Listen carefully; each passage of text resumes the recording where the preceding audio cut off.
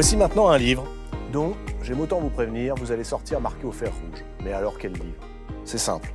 Vous prenez Lumière d'août de William Faulkner et My Absolute Darling de Gabriel Talent. Vous y ajoutez la beauté incandescente d'une langue, le poids des tabous de l'histoire, et vous obtenez Né d'aucune femme de Frank Buis. C'est un conte terrible où l'on trouve, j'allais dire comme dans tous les contes, un vieux château isolé au fond des bois. Une jeune fille de 14 ans, vendue par son père, trop pauvre pour nourrir sa femme et ses 4 enfants. Un châtelain qui se transforme en ogre, veillé par une abominable sorcière. Un père, rongé par le remords. Un asile, où on n'enferme pas seulement les fous. Et puis un prêtre, au milieu de tout cela, qui devient bien malgré lui le dépositaire et le témoin de cette histoire oubliée où la terreur et le mal absolu sont touchés du doigt. Né d'aucune femme, de Frank Buis, publié aux éditions La Manufacture de Liv. Qu'est-ce qui vous a inspiré, Frank Buis, cette histoire et surtout la façon de nous la livrer aujourd'hui? Qu'est-ce qui me l'a inspiré? Comme toujours, une émotion. Enfin, c'est comme quand deux bouts de silex se rencontrent et font une étincelle. Et là, il se trouvait que je suis retourné vivre à 2 pas de ce monastère il y a quelques années, il y a 3 ans à peu près. Et puis, ce fait divers que j'avais lu il y a une vingtaine d'années, même plus que ça, d'un père qui avait vendu une de ses filles, parce que quand il y avait beaucoup de filles comme ça dans les familles, on arrivait comme ça à les placer plus ou moins avec bonheur, on va dire. Même remarque que chez Jean-Claude Grimbert, un père qui vend sa fille parce qu'il n'arrive pas à vivre, ça n'existe pas, ça n'est pas possible. Vous ne citez jamais la date. On se dit que ça peut être à un moment, les petits indices, peut-être le milieu du 19e siècle, mais ça peut être aussi le début du 20e, peut-être même que ça pourrait être plus récent encore. Tout à fait. J'ai lu le livre de Jeanne Baudet, ça pourrait se passer à Mayotte aujourd'hui. Oui. Donc voilà. Donc comme disait Aaron Appelfeld, voilà, il suffit de regarder un petit peu l'histoire. Enfin, un romancier, il regarde les histoires par une autre fenêtre. C'est ça qui est intéressant aussi. Vous, votre fenêtre, moi, c'est quoi? Ma fenêtre, c'est effectivement le décalage, l'effacement. Je suis rentré dans cette histoire par une espèce de révolte qui s'est déclenchée à un moment sans raison apparente, et je me suis mis à... je suis parti avec cette phrase-là, mon nom c'est Rose, c'est comme ça que je m'appelle. Et en fait, j'ai appris, je lui ai pas prêté, c'est comme si elle écrivait avec moi, mais que je lui prêtais ma main gauche et pas ma main droite. Et que j'apprenais à écrire avec elle. Voilà, c'est vraiment comme ça que ça s'est passé. Parce qu'elle est plus ou moins illettrée, enfin, mais par contre, elle est vive, intelligente, Curieuse. Très curieuse, très observatrice. Et c'est là où on rejoint le territoire de l'enfance, ça m'a beaucoup touché aussi, ça. Ce socle-là, où on a comme ça des graines d'émotions qui ont été semées et qui germent ou ne germent pas quand on est adulte. Mais attendez, pourquoi, pour explorer ce territoire de l'enfance et des graines qui peuvent ou non germer, pour quelles raisons, Frank Buis, allez-vous, j'allais dire, jusqu'au plus ultime de la violence? Parce que je ne veux pas raconter trop ce qui va se passer. Elle est vendue à un homme qui va lui faire subir ce que vous ne pouvez même pas imaginer, mais que Frank Buis va vous raconter. Pourquoi le raconter en allant aussi loin dans la violence, puisque vous cherchez cette graine de l'enfance? Elle peut pas germer, la graine? Je ne suis pas sûr, parce que ça fait plusieurs livres que j'explore ce mal, on peut rajouter un « e » même dans cette histoire-là. Mais en tout cas, effectivement, j'ai pris le parti de creuser l'obscurité. Donc évidemment, il y a quelques cadavres sur le parcours, plutôt que d'effleurer la terre. Je creuse vraiment. Mais j'avais toujours dans l'idée de donner du travail à la lumière, quelque part, qui avait de la lumière comme ça sur le chemin. La lumière, ça peut être la langue aussi. C'est ça. Ça peut être les mots. Ça peut être cette espèce de la musique de l'âme. Quand les mots ne suffisent pas, quand on n'arrive pas à les agencer aussi bien qu'on le voudrait, eh bien, il y a les silences aussi, il y a la façon, il y a l'utilisation d'un mot plutôt qu'un autre. Et ça fabrique de la musique. Et bien, la lumière... Même pour dire la violence insupportable. Je pense, oui, je le crois. Valérie Zenati, vous l'avez lu, ce livre? Oui, je l'ai lu en retenant mon souffle et en m'attachant immédiatement à Rose, parce que c'est vraiment une jeune fille qui a qui a un regard. On sent qu'on a d'emblée une voix et un regard, donc c'est tout ce qu'on aime quand on entre dans un livre. Il y a un moment, effectivement, où j'ai eu le sentiment que pour moi, ça devenait insoutenable, mais vraiment dans le vrai sens du terme. Je ne savais pas si je pouvais soutenir la lecture et aller plus loin, parce qu'il y a cette descente aux enfers. Et puis ensuite, et je me suis posé beaucoup de questions à ce moment-là.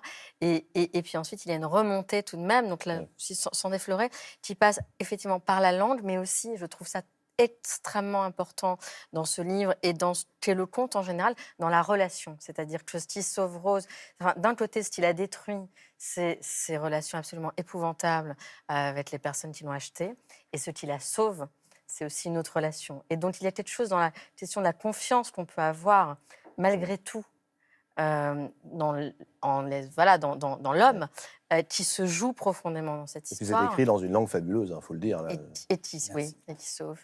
Mais il y a vraiment cette idée-là de la force de cette gamine que je découvrais au fur et à mesure. Je la découvrais de plus en plus. Je ne la savais pas comme ça, aussi forte au départ. Et en fait, elle trouve toujours un moyen de survivre, de continuer comme ça. J'ai presque envie de dire, c'est bien, donnez pas trop d'espoir aux téléspectateurs qui va se jeter sur le livre, parce que je voudrais que tous ceux qui nous regardent ce soir deviennent les lecteurs de Né d'aucune femme. Je vous assure que ça fait vraiment très longtemps que je n'avais pas pris une claque comme celle-ci. Merci. L'espoir, c'est un mot qui veut dire quoi chez vous? L'espoir, je le découvre en écrivant, l'espoir, et je trouve que ce livre est plein d'espoir, finalement. Ah oui. Puisque c'est un livre d'enfantement aussi. Il y a quand même un enfantement qui est plein d'espoir. C'est un livre aussi, alors il y a l'enfantement, plusieurs enfantements peut-être. Il y a un enfantement qui est aussi l'écriture. Comment la femme illettrée va, par l'écriture, trouver le beau, trouver la beauté. Et puis il y a la beauté qui apparaît sous la forme d'une jument également. Le sens des mots venait tout seul, écrit Rose. S'il ne venait pas, j'inventais. Je fabriquais au mieux pour tomber juste. C'est pas la définition de la littérature que vous venez de nous donner, là? C'est pas mal, ouais. Ouais, Je crois que c'est un livre sur l'écriture, pour moi. Ouais. Ah oui. Aussi, oui, bien sûr. Grand livre sur l'écriture. Oui, entre autres, notamment quand la fille dit, voilà, les mots doivent vivre en moi, les mots doivent grandir avec moi pour que j'arrive à m'exprimer avec. Donc, en effet, et puis cette femme, Rose, qui écrit sa vie, évidemment, ce qui la sauve, d'une certaine manière, c'est l'écriture.